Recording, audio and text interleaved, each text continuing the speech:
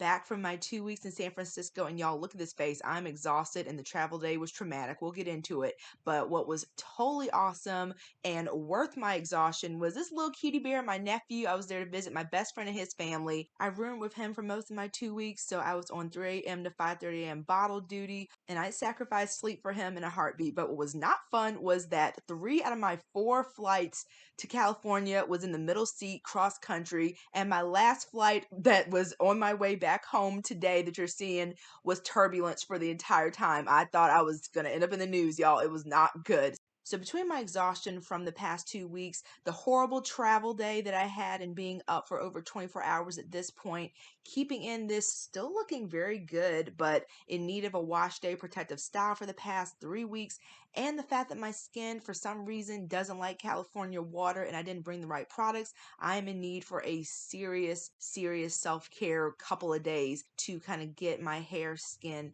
and just general well-being in a state of calm and peace. So that's what we're going to be doing today. But as I mentioned, these are 3-week-old twists done on 5-day-old hair. So this hair is pretty much a month old, and look at that shine. It still looks so good. I have a whole video of how I did this style right before I left for my trip that I'll link in the eye above if you want to check it out. But this is going to be a style that I'm going to do a lot in the future, and you will see once I take it out why this is going to be a game changer. As I mentioned in my last video that I posted, doing these twists, this is going to be a game changer for helping my hair get back on track from being damaged. And although right now it looks super healthy, if you've been subscribing to me for a while, you know that my hair had suffered a lot of damage in July of last year. Here we are in March, and it looks a lot better. But the first thing I'm going to do is rehydrate internally. As I mentioned, every time I go to California, my hair and or skin is extra dry. It doesn't like the hard water there, and I've got some blemishes that came back home with me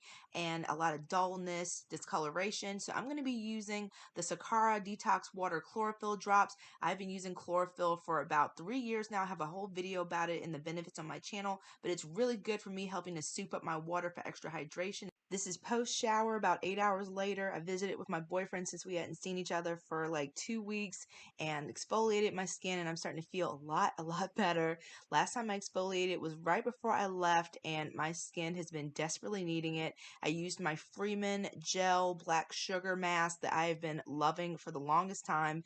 Followed that up with some rose water, which is one of my favorite things for my hair and my skin. It just really helps to give me some awesome moisture, rehydrating really dull, dehydrated skin. So it is perfect for getting things going. I pat this in gently with my hand. I even get my eyelids because my entire face felt so dry, and this is really gentle, and I can use it on my eyes even as a contact lens wearer. That's going to come up later in this video, unfortunately. While I let the rose water sit and air dry into my skin, I follow up with the CosRx Advanced Snail Mucin 93 or 92 all-in-one cream.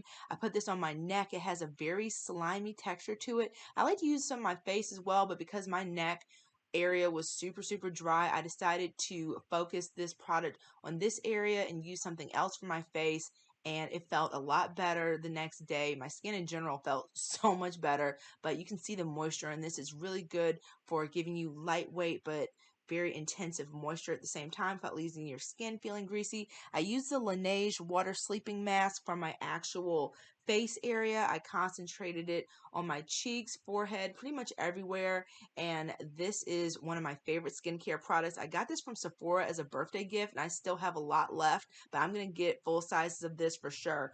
But this was like giving my skin water from the desert. It was so dry, and after exfoliating I had that dead layer of skin gone, so my face and my skin in general could just really receive this thing in with the Laneige Water Bank Moisture Cream. I feel like the names of these should be switched because this is much more of a balm-like texture, whereas the sleeping mask is much more of a water-based cream, almost gel type of product. But this is like a very nice Vaseline type of consistency, and it just leaves my skin feeling super smooth, and again just seals in all the moisture. The rose water the goodness that I got from the previous Laneige product is just sealed in, and I follow that up with giving my lips a treat with this Smith's Strawberry Rosebud Salve.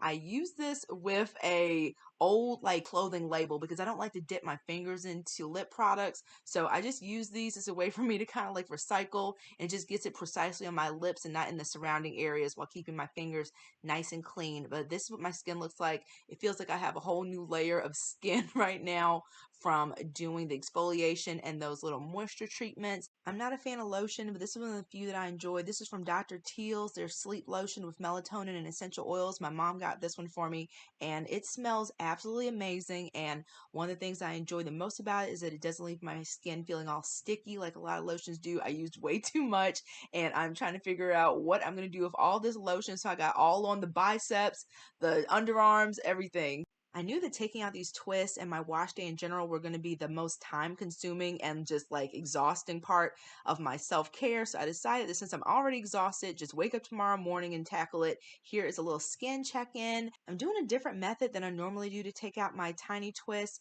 that I really ended up liking. So what I normally do is I'll add oil on top, then follow up with a water based conditioner, and then unravel the twist. But what I noticed is that when I add water to my hair like this, it swells the tangles and shed hair that's already trapped in the twist, creating more tangles and making my hair more prone to breakage. So this time I just detangled on dry hair with an oil, and that was so much better. Not adding the water into the mix until my hair was completely loose made a huge difference in the amount of hair that I lost. Natural shed hair that was already in there, totally fine, but I didn't have any breakage really when I did it like this. I really took my time taking the twist down. This whole process took 4 hours, so it was rough, but I felt like my hair at the end was so much healthier, and I love this style so much. I can't wait for you guys to see what it looks like when these twists are all done. But this is going to be a style, as I mentioned, that is going to be on the rotation heavy for me. Every couple of months I can see myself doing this, not only to give myself a nice break from wash day, but also to help with growing out the damage that I do have.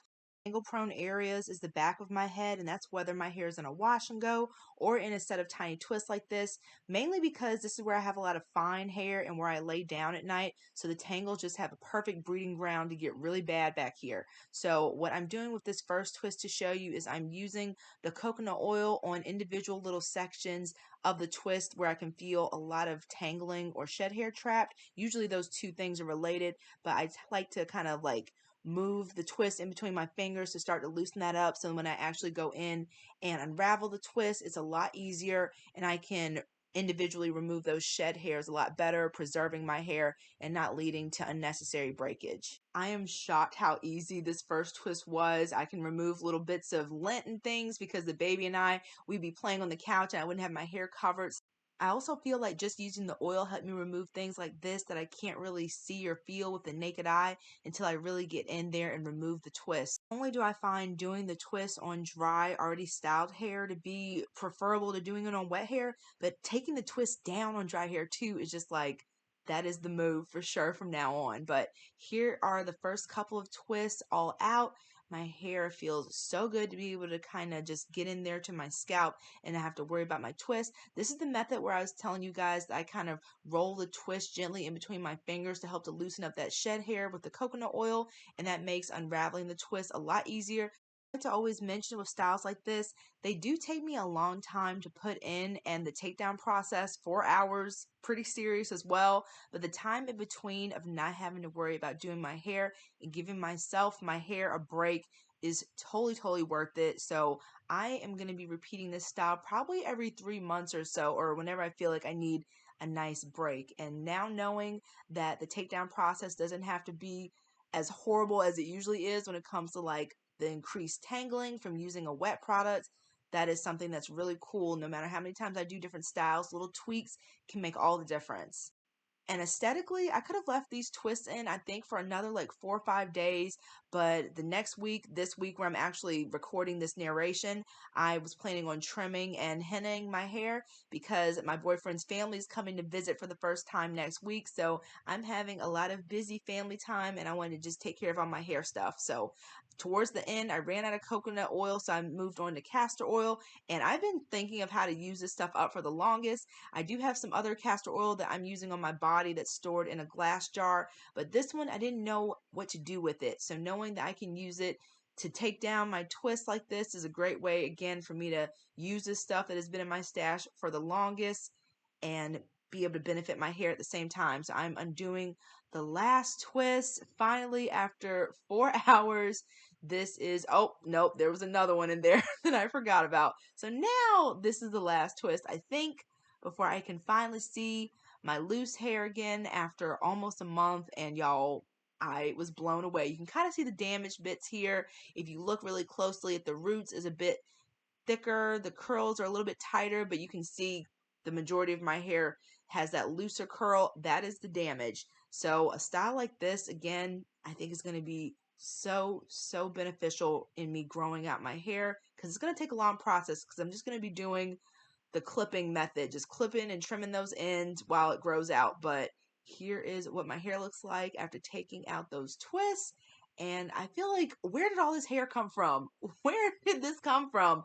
This is how my hair used to look at its like healthiest. So I think that this is going to be a way for me to deal with growing out this damage in a way that's fun and the best for my hair and get me where I want to go. Add it with the different methods that I'm using to grow up my hair a little bit faster. Hopefully, majority of my hair will look like the way that I miss sooner rather than later. So these are what the results are after these twists are taken out. And if I could wear this outside, I would, but my hair is loaded with oil. So I can just imagine my poor car seats just slicked with coconut and castor oil. So the only time that I can really enjoy a look like this is just having a little moment in front of the camera and preserving it so I can look back on it at a different time for hopping in the shower and doing more detangling. But we will see towards the end of this video that after I put in my deep conditioner and detangled, that's all I could do. And unfortunately, I fell asleep with my contacts in, and that came back to haunt me. I bruised my eyes, my eyelid for like 5 days. It was absolutely horrible. So that is why my filming schedule and everything got kind of thrown off last week. But all this thick hair, I've missed it so much. And even with my damage, my hair still looked pretty good. But this is definitely what like I'm used to when my hair is at its healthiest. So can't wait to see what doing this type of style maybe in the next 2 years or so, what my hair looks like. Really excited. And I do have that video coming in July of the different things I've been doing to try to grow my hair out healthy and in a happy way. But y'all, here is the next day where I fell asleep in my contacts overnight with my deep conditioner, and it was not good, y'all. It got progressively worse as we go through this styling part. So self-care, I need a self-care day for this self-care day because it turned out to be really bad at this point. So I'm actually still wearing my glasses right now because the contacts are still not happy with me, but I am going in with a leave-in conditioner. I'm actually doing a different sort of wash and go method than I've pretty much ever done. So that video will be coming next Friday on my channel where we go into the depths and the details of what I did for my hair for this particular styling session. But I'm going in trying not to just scream with how much this hurts and all the tears. I am going in with copious amounts of leave-in conditioner, rehydrate my hair. Even though I have rinsed out my deep conditioner, more hydration at every step after that is crucial when my hair is wet. So after that, I'm going in with a curl cream as my styler. Since I was using a curl cream instead of a gel for this wash and go, I didn't really know what to expect when it came to definition, but I was pretty happy with what I was seeing as I was going through each of these sections, making sure to get those roots, which tend to tangle really badly for me. Pretty much all of my hair tangles badly, but the roots especially is where I get the bulk of my tangles. And I'm getting a lot of tangling now because of those thick roots growing in, so it's kind of a good thing, I guess. Whether I'm using a gel or a curl cream to style my hair, I make sure to go in with a lot of product, which my hair really enjoys. this is what things are looking like when my hair is drying, and fully dry results here on day 1. This frizzy bit we're going to address and get into with next week's video, deep diving into this wash and go. But overall, I am pretty happy with the results and happy that my hair is nice and clean after my protective style and ready to go to bed so I can start to try to heal my poor little eyes and just not have to try to look at stuff anymore. So I'm doing my nighttime routine with my wash and go. I put my scarf on so that's covering everything from the back. Then I go in with another scarf to cover the part of the wash and go that would normally hang out if you were doing like a pineapple, but I like to make sure that all of my hair is covered, and I secure that loosely, and then I get my bonnet and make sure to have everything all nice and tucked in because my scarves can come off easily if I don't. So thank you guys so much for watching. Hope you enjoyed this self-care, like jacked up eye video, and I will see you soon in the next one. Take care, guys. Bye.